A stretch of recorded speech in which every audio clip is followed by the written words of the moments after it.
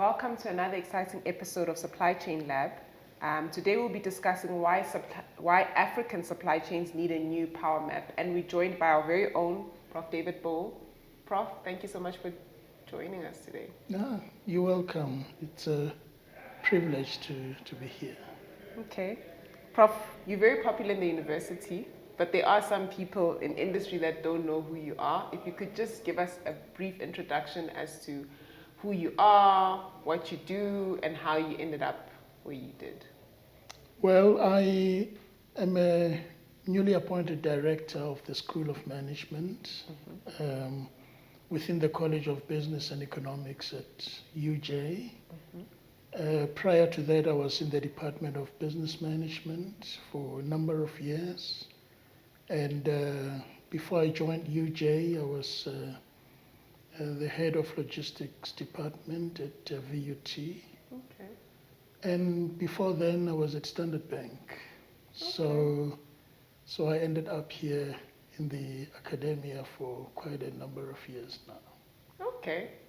And well, most of my time in the academia, I had an interest in supply chain management and enterprise development and strategy, which I found quite interesting and still try to pursue that in my research and teaching. That's quite an interesting intersection, Prof. Can you just tell us how or why those areas are of interest to you? Well, because I think they are closely related. Because one of the key issues in South Africa is really developing and creating enterprises. And my thesis really is that the best way to do that is through supply chains.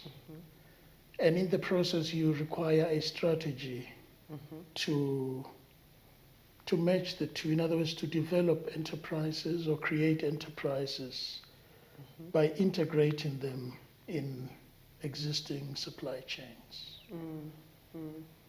And I guess inclusivity is quite important, especially in a country like ours. I think our supply chains are not as inclusive as they should be.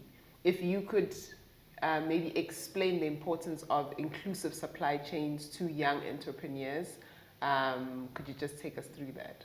Well, in a country such as ours, inclusive supply chains are a must because of the history where, even small businesses were largely excluded from the mainstream. Our economy for many years really depended on large enterprises. Those were the creators of jobs, Transnet, Iscoden, now Mittal, and many others. They used to employ tens upon tens of thousands of people, the mines and so on. So the idea of small and medium enterprises was not really that popular. So as these now start to grow, we have to see how they need to be embedded in supply chains. And therefore, supply chains themselves, mainly driven by large companies, need to be inclusive. So inclusive supply chains require some level of intentionality, strategy, even policy, to ensure that the marginalized are part of the supply chains. The marginalized groups could include young people, perhaps women, rural businesses, and township businesses. So if we want to include them in, your supply chains, which are mostly formal, you really need to be intentional and strategic about it. Yeah, I mean, I definitely agree, especially, I think government tries probably a little bit more because they have a direction from a policy perspective. I think the private sector, because they're more focused on profitability and how how to deliver things in the most cost efficient and effective way. The supply chains tend to sometimes exclude the smaller players because maybe they don't have the structures to, I don't know, to maybe provide for those organizations in the way that they require them to. Yes, because business often, say that their business is business. Mm-hmm. But in an increasingly complex world, that really is now a short-term view of things. More progressive businesses have begun to understand that competition is no longer among businesses, but among supply chains. And so only focusing on your profitability can only have short-term benefits. For example, increasingly companies are realizing that actually some of their major costs are outside their own businesses. And so, because in the past, the view was that all the costs need to be contained. And if they've had to make changes, usually for many companies, organizations, the biggest cost is labor. And the first thing they would do is to cut down on labor. But a closer analysis meant that, or revealed that actually in some companies, a lot of costs lie outside. And therefore, trying to manage and have an influence in those costs, it's pivotal for the long-term success of the business. And I think maybe the discouragement from private sector or from even government in terms of bringing in the smaller players is some misconceptions. What do you believe are some of the misconceptions when it comes to SMMEs that you think we need to clarify? Well, SMMEs can easily be seen as a burden especially by large businesses, even government when they have to deal with SMMEs.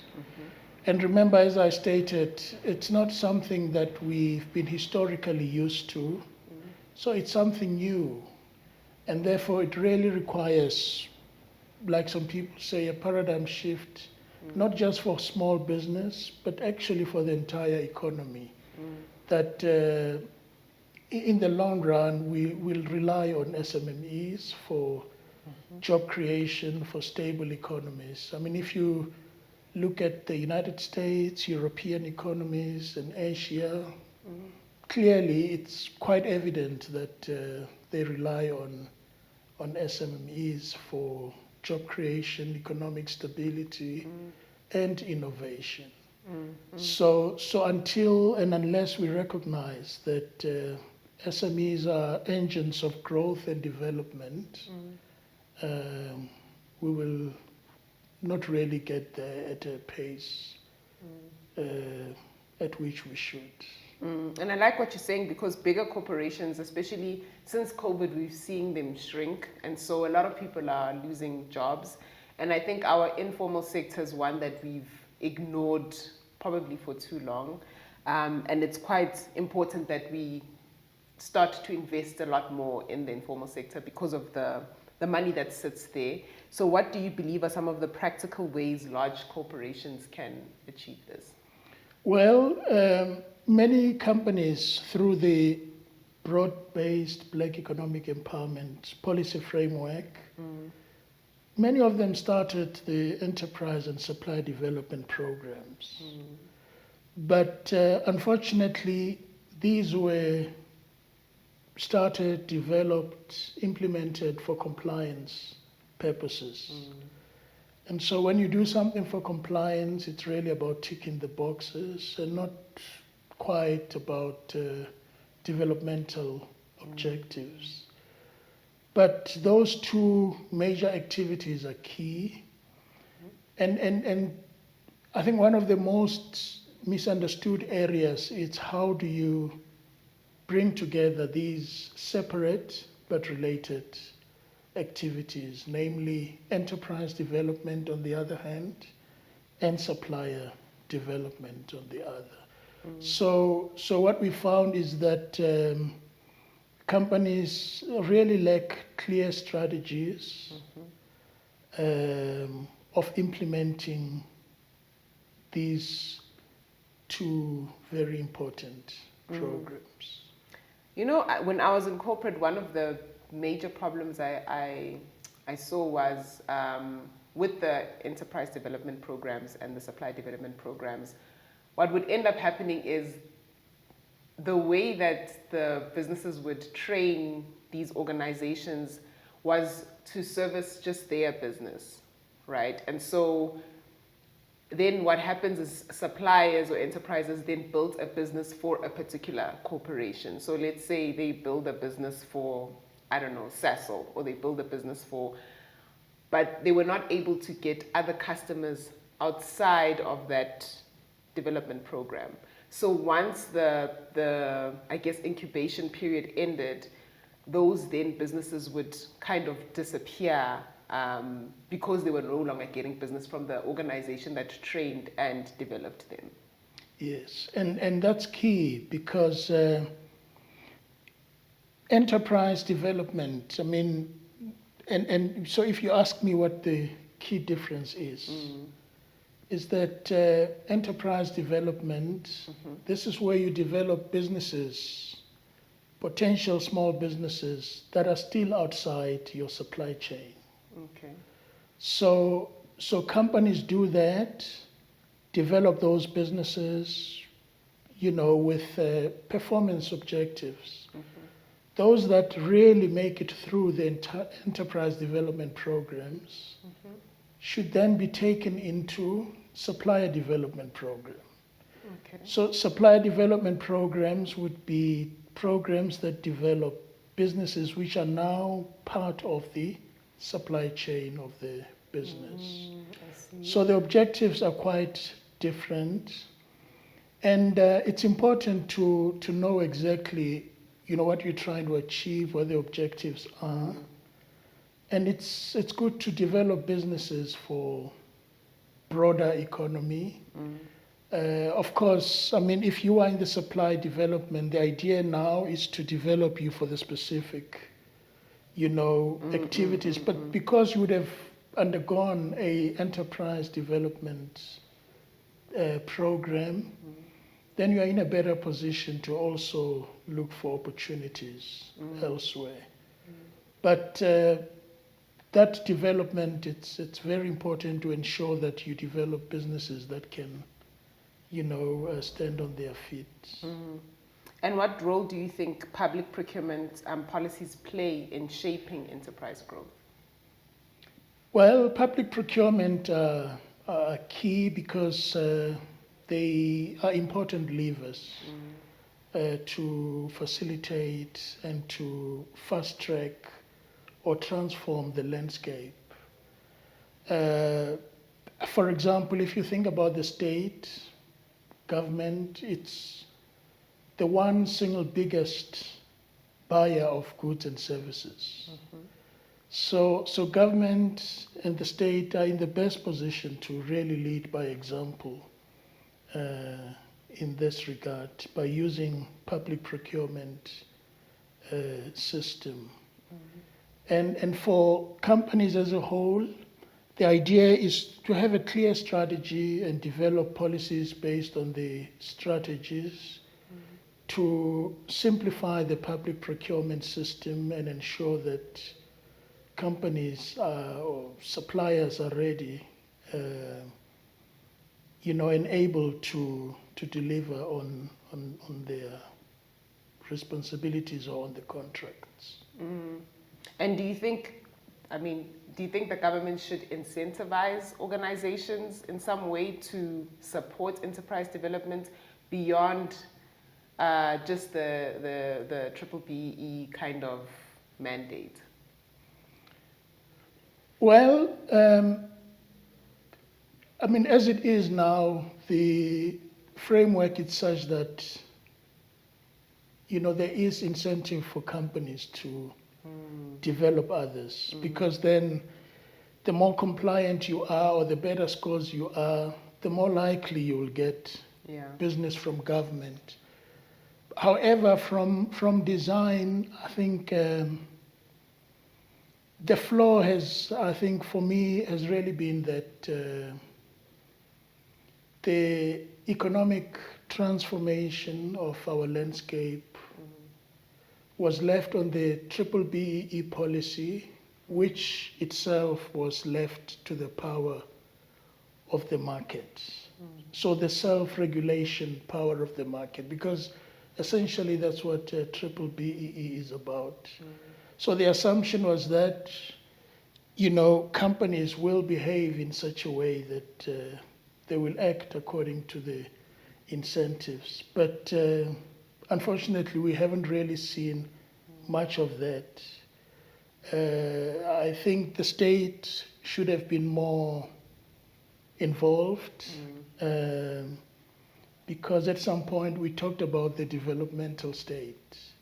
So simply leaving the implementation of the policy framework, the triple BEE policy framework to the markets, I think was too trusting of a market that can easily fail anytime. And then we have seen how it has failed, and as a consequence, people say, and no matter how good the intentions of the policy framework is, but it is not working.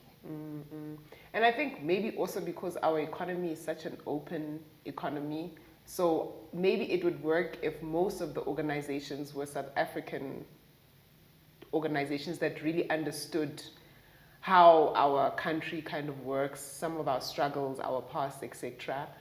But because we have so many global and international players within our market because of how open it is, who obviously are not necessarily South African, so they will prioritize whatever goals or whatever they want for their organizations based on wherever they come from. Do you think this could be one of the... Not necessarily. I think it really depends on the success of the BEE according to the setup. The current setup really depended on the good heart of those who had capital. And as I said, I think the government was naively trusting that the capitalists would have good heart to open up,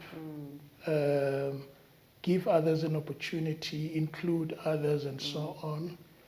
But that was never the case. So there should have been more involvement and not leave everything to the market. So it doesn't really depend on whether it's a foreign company or a local company, because local companies, some of them did well, some of them still didn't do quite well. Some foreign companies did better than local companies. But the assumption that companies would provide opportunities because to get BEE scores would enable them to get better government contracts, was not accurate. Okay, I think that's fair. And I mean, I know we've spoken about some of the challenges. However, there are some good examples of SMEs that are doing well. I don't know if you've got any examples around what you've seen in your research or just in general with some SMEs that have done well, and why do you believe that these ones have done well? Well, maybe not so much about the SMEs, but the programs like the enterprise and supply development programs. There were some who were quite popular, worked well for many years in the past from the corporates themselves that were well known and quite meaningful. And those produced successful businesses. It's difficult to really name some of the businesses and even those supplier development programs, but we've had quite a few that succeeded in their mission. Whether that got sustained, it's another question, because of the dynamics that change from time to time. You know, companies also lose interest, they lose the energy when the focus moves from this type of empowerment initiatives. And they see now, I mean, if you look at, there were years when the focus was really on state capture and so on. And in the process, I think, you know, companies lost interest in the transformation because nobody was now under the spotlight anymore. No, that's true. I mean, I do agree. There are some corporate organizations, like SAP has a really great supply development program. Yes. Both for, I think, the owners of, I want to call them a bar, but like owners of retail stores that sell alcohol, and also for truck drivers as well. Yes. And I think the supplier development program is still doing quite well for those that are part of their supply chain. And I think Shell also has like a good supply development program. So indeed, we do have some organizations that are really doing well. What are some of the technologies that you see that will help in transforming supply development in Africa? Well, I mean, the 4IR technologies, artificial intelligence, blockchain, Internet of Things, like any other tool, if they're used appropriately, they can work well for small businesses. I mean, if you think about small-scale farmers, you know, if they have access to their mobile devices, you know, by making use of AI, you know, they can see what the weather patterns will be for the next few days, next few weeks.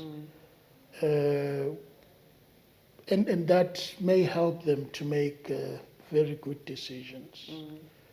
AI can also, you know, help small businesses with demand forecasting, which in itself can be a very complex process. If you have a mobile device, just, you know, a cell phone, you can also trace the products that you've ordered or the products that you have sold, and therefore it improves that supply chain visibility and transparency, which is good and gives confidence for a small-scale farmer or a small business that is kind of isolated, so they can follow what is going on. So if used appropriately, it can be a force for good. Yeah, I think, was it 2 weeks back, we had a gentleman, his name is Talifani Banks. He owns an analytical business. So they've built now a platform where they're trying to digitize the township economy. And it's basically like, what is it, an Amazon, but for the township, but for township players, basically allowing them access to the bigger marketplace. So I think technologies like that, I think his main goal with building a platform like that was to digitize township businesses that are very cash heavy, and because they use a lot of cash, they limit the access to funding, so they're not able to grow their business. So by transacting on this platform, they are then able to create or digitize their business, and therefore giving them proof for when they need funding from banks or other loan places. Very nice. Yeah. I mean, something similar in Kenya, the M-Pesa system also brought, you know, into the fray a lot of businesses and individuals who were otherwise excluded. So a lot of people now are able to transact using PESA system, yes. Yeah. What are some of the pitfalls that you think SMEs that are trying to digitize need to be wary of when it comes to technology? Well, and it's not just for small business, actually anybody. Any business, yeah. Because it's the temptation to buy something because somebody's selling it. Okay. And I mean, we've seen companies, institutions that bought technologies because they were sold. They had nothing to do with their own strategy as a business. And then they bought those technologies, and then they were not compatible to their environment and more importantly to their strategy. So they just became white elephants. So you don't just buy something because somebody sells it. And then also it's really what do you need to achieve, about the use of that technology. So the best thing is to learn about it first, see what value it can add, and then go for it. Yeah, and I agree with that. I think a lot of organizations do invest in very expensive technologies, and apart from maybe that technology not being a good fit for the business, you sometimes find they're paying for the whole service, Package, yeah. but are only using like a very small part of that package. And so they are dealing with a very expensive technology that they using a very small portion of, and it doesn't really make sense. Yeah, SAP is a good example where it's a modular system. So you find that a company just uses a few modules of the entire system. We have a municipality not far from here, a metro that actually bought the SAP system. Took them years to really implement it and what a waste of taxpayers' money. Yeah, so I guess even the training is quite important with regards to how to source for a system and what kind of system the organization or department needs. Well, I mean, it's change management. Remember, if you buy a system as big as an ERP or SAP system, you actually need to have an institutional culture change first. So change the culture and then the system follows. I was reading a recent study by McKinsey, showing that some companies actually no longer look at AI as a technology, but look at it as a business transformation system. So, which means that this chief executive officer in that company will be responsible for AI governance. It's not something they will get and then move it to IT, because it's no longer, if you still think AI is technology, then you have a problem. It's actually a transformative business model, which requires C-suite intervention and engagement from the board. It's actually quite interesting what you're saying. I think there was an article that I read recently about, I think it was somebody that worked at Microsoft a very long time ago, before the release of the actual AI tool. And this article was basically saying that this executive was saying the reason why AI shouldn't be left to make decisions is because it cannot be held accountable for the decisions that it's made. Unlike if I work at an organization and I make a particular decision, and the decision becomes detrimental to society, I can be held accountable for the thing that I've just done. And that's why AI governance, you have to appoint somebody as senior as possible to be responsible for AI governance. So the policies, the processes, the protocols, and so on are important, and they will help you answer some of those concerns of accountability, etc. Yeah. So, Prof, with all the talk that's happening around technology and how technology is going to, I don't know, improve the world, do you think realistically it will help solve some of our developmental challenges, or is it being oversold? It is people who help improve other people's lives, and it is people who bring misery upon others. So it's not technology.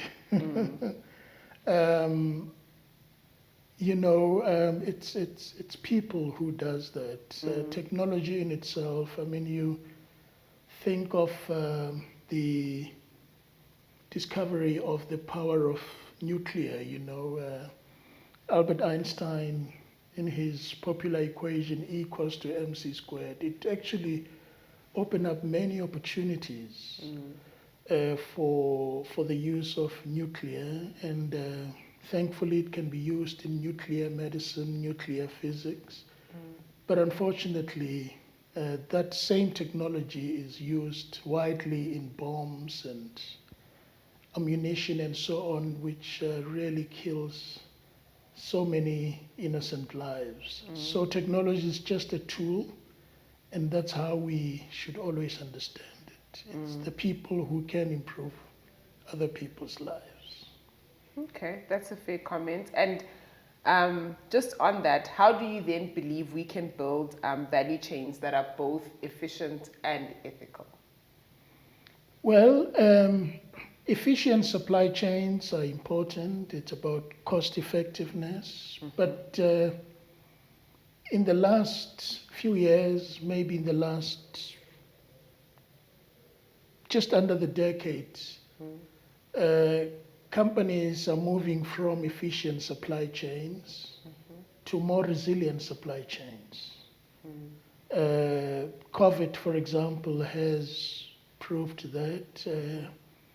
And the many supply chain shocks that the world has experienced, it has learned that it's not just about cheap, inputs, Quick. efficient stuff, but it's also about supply chains that will help you navigate the new environment. And of course, as much as we want to keep the costs down, but they have to be ethical and sustainable. So it's got to align to your ethics and sustainability at the same time, because those have become quite important. And how do you think supply chain becomes a tool for transformation in post-conflict or informal economies? Well, it does, because if you can make them more inclusive, and the more inclusive they are, the more transformative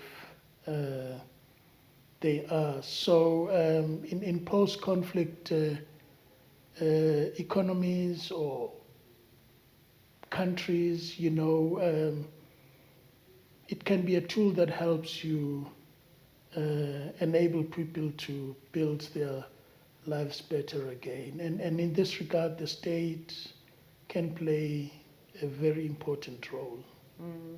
And I guess also technology, because it then gives those economies access to a market outside of the borders. Yes, true. Through giving access to markets that you wouldn't otherwise easily access, and then also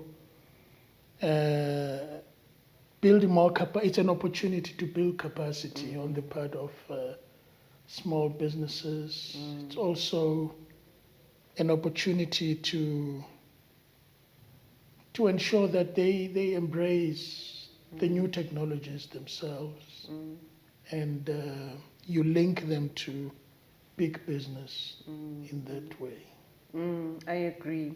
And what role do you think universities play in shaping real-world supply chain reform? Well, I mean, universities, they can serve as catalysts for policy, research, even practice. insofar as supply chain is concerned. They can lead in research, supply chain research. They can influence policy, and also work closely with businesses, communities, to show communities how they can work. Knowledge creation. Universities produce students that can in turn go back to those companies and help them realize how important supply chains are, especially now that it's no longer about companies, but it's actually about supply chains. Yeah, and I agree. I think one of the things I learned this year and that I'm grateful for is like when I attend conferences as an academic, as a person that comes from the university, I think what makes us unique is that when we enter spaces, we enter them quite open and objectively. We don't enter them with the agenda of trying to sell what our organization is coming up with from a technology or product perspective.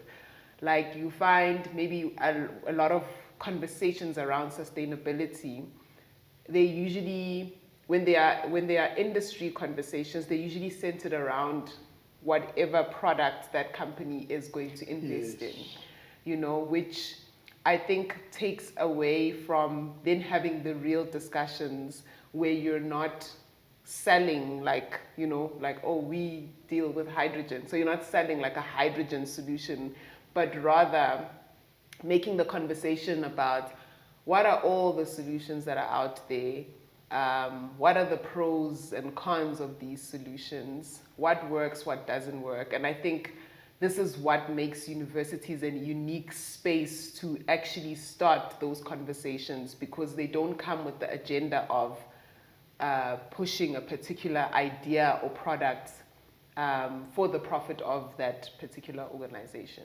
True, and that's why you can call everyone in the room, the government, policymakers, business, community, and talk about these issues.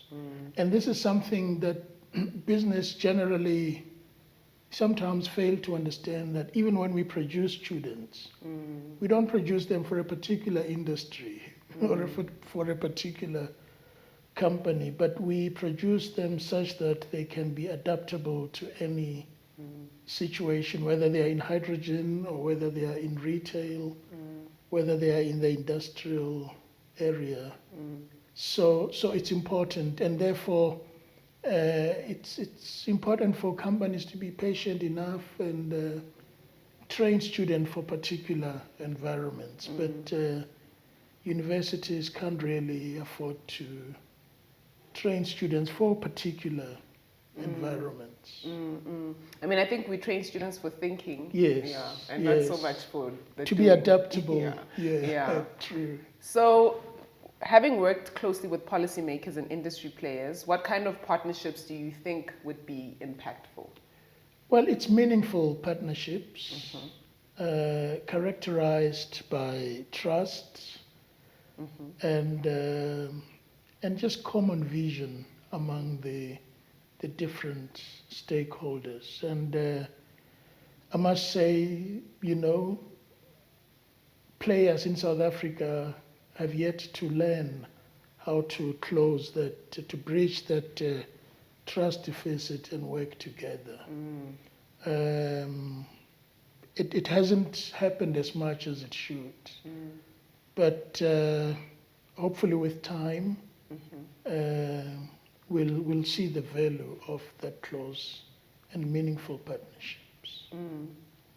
And what have your students, and I guess your experience in both corporate and academia, what has it taught you about the area of interest that you have, which is supply chain strategy and I forgot the enterprise development. Yes.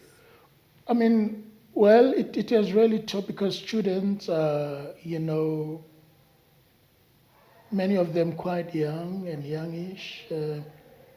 So it has taught me that it is true that, as the literature says, the product cycles are becoming shorter and shorter. The lead periods are also, lead times are becoming shorter and shorter. In other words, people are not as patient to wait for products or services as they used to. And therefore, supply chains need to respond accordingly. And and that responsiveness, agility, is quite important in the modern times. And what is a structural risks in African supply chains that you don't think we're talking enough about? Well, I mean, if you think about the continent, I think one of the biggest problems is the lack of mobility between countries. It's still very difficult to move from one country to another. So if people can't move, I don't see how business can easily move. So that's the first thing. And the second thing is that most of our suppliers and businesses are still quite informal. And that informality actually influences the supply chains, especially as far as transparency, visibility is concerned, let alone the infrastructural challenges. But of course, I advocate informality, but it's good to become informal, but don't stay informal, because then it influences the supply chains. I agree with you. And I think the problem of being too informal is then we become over-reliant on the West in terms of the things that we need in a more formalized manner. And so I think not to say, obviously, because the world is more global and it's important to have those global partnerships and learn from, the West, because there's certain things that they've done really well and certain things that they've done really poorly, and we can learn from both so that we don't have to make the same mistakes where there's mistakes, and so that we can also do well where they've done well. And so I agree with what you're saying in terms of not formalizing some of the businesses within our borders. Yeah, but I think the key thing is that mobility within the continent. I mean, if you think about, just give you an example, Morocco is one of the fastest growing economies on the continent, quite fairly big economy, but you can't fly directly from South Africa to Morocco. You either have to go via Egypt or Dubai. Takes you a long time. Still need a visa to get there, and not just Morocco. If you think about the continent, it's really mainly divided into Anglophone countries that speak English, Francophone countries, and those that speak Portuguese. When last have you heard somebody from South Africa say, I'm going to Senegal, for example? I mean, look at how near Angola is to South Africa. But the business ties and relationships are nearly impossible purely because of those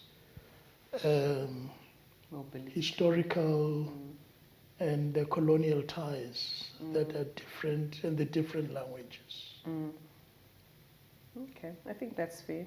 And if you could redesign one aspect of South Africa's procurement ecosystem, what would it be? Well, I mean, it would really be that if you think about procurement as a whole, companies should in other words, in the mix of their BEE and decisions, I'm talking now about buying companies, which are generally your big companies, is to focus on the procurement spend and do the procurement spend analysis and perhaps compare that with the BEE compliant and do some metrics. So the idea is don't treat suppliers the same way. So have a way of classifying your suppliers and have different strategies for each quadrant of suppliers. But that takes time, it takes effort for companies to do that. And then also if you think about BEE, it's really about price and BEE compliance, that companies should rather think about the total cost of ownership instead of just price. Because price on its own can be misleading. It doesn't tell you about the reliability of the supplier. It doesn't tell you about issues of local economic development. There's a lot that it's not telling you. So, the price you see, it's usually just the tip of the iceberg. So if companies can do more work, they'll find that, they get better results out of this preferential procurement system.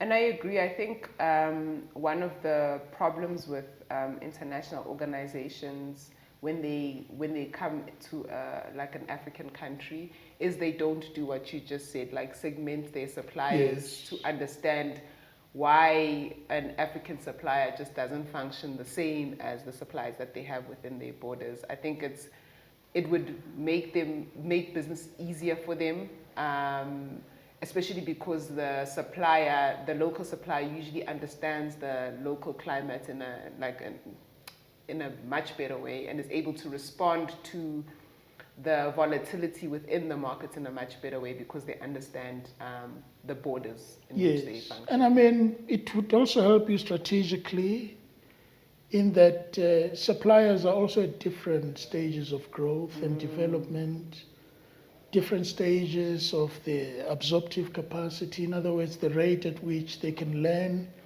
things and so on. And so if you develop a strategy, it will be a nuanced strategy that suits every segment of the suppliers. And it will help your supply chain be more resilient for disruption. Absolutely, yeah. So what is a mindset shift every supply chain leader needs now in the age of 4 or 5 IR? Well, I mean, it's that the supply chain does not end with the customer, but it starts with the customer. So normally when we draw the supply chain, you would start with your supplier, and then the customer. the customer.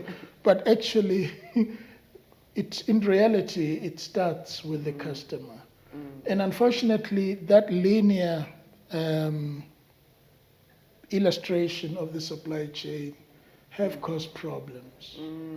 And to also understand that this is actually not a chain. In other words, it's not a linear arrangement, but if you look at supply chain as a supply network or a supply ecosystem, then you'll get better results and make your customer the focus of the supply chain. So it's a whole paradigm shift on the part of companies and even a strategic shift to move customer from the end or consumers from the end to the center. Yeah, I mean, I've never actually thought of it that way, Prof, as a supply chain professional. I'm quite embarrassed. And I never thought of, okay, actually the customer should now be in the beginning of the supply chain and everything should work. That is actually quite accurate, especially now with e-commerce and like you said, how customers are demanding shorter lead times. Yes. Yeah. Maybe we should rewrite the We supply clearly, chain bit. yes, I 100% agree. And then, Prof, if there's one main thing that you would like everybody to take from this conversation, what is it? Or what Yeah, would it it's that supply chains are a way to go. They make or break companies. So, and supply chain offer opportunities to develop other businesses, and including small, rural, and so on.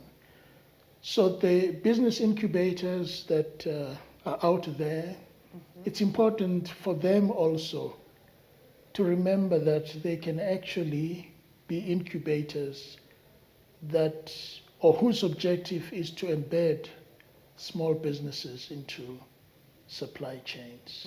And the more that happens, the more we'll develop enterprises. And that the narrative should actually change, especially in South Africa, from job creation to enterprise creation. Because no enterprises, no jobs. That's true. That's true. That's true. That's true. And I guess also a job is looking at a very individualistic kind of. Yes. Yeah. And if you say enterprise, you know, you're building organizations that can employ many people. Yeah. Yes. Yeah. No, thank you so much, Prof. I've definitely learned a lot. I hope my students don't expect to see the customer at the beginning. Thank you for making time. Really enjoyed this conversation. No, thank you very much, Luke. Yeah, this was truly special. I appreciate it.